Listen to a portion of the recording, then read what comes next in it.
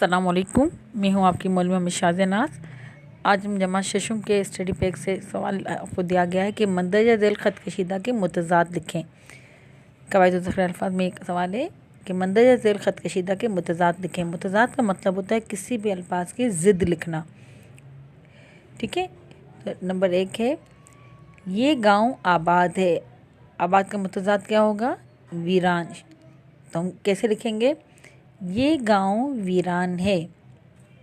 आप एक लाइन में लिखोगे ये गांव आबाद है, आबाद के नीचे ख़त कशीदा करोगे या फिर आबाद को काले कलम से लिखोगे। इसके बाद उसी के नीचे दूसरा जुमला लिखोगे कि ये गांव वीरान है। ठीक है, फिर इसकी एक लाइन छोड़ के दूसरा जुमला लिखेंगे, सलमान एक बद इंसान है। बद के नीचे ख़त कशीदा किया और इसके बाद आप सलमान एक नेक इंसान है। जो उसका मुतज़ाद जुमला बनेगा वो क्या बनेगा? बद का नेक। ठीक है, समझ में आ रहा है ना? फिर नंबर 3, मेरी बहन बहुत बुज़दिल है।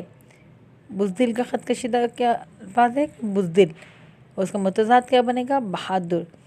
तो जुमला क्या बनेगा कि मेरी बहन बहुत बहादुर है। ठीक है, मुतज़ाद इसका बनाया आपने। समझ में आ रहा है ना कि आपको काम कैसे करना है? एक लाइन में आपको जुमला लिखना है, ये गांव आबाद है, जैसे हमने पहला जुमला लिखा, फिर उसके नीचे उसका मुतज़ाद आप बनाएंगे। ठीक है।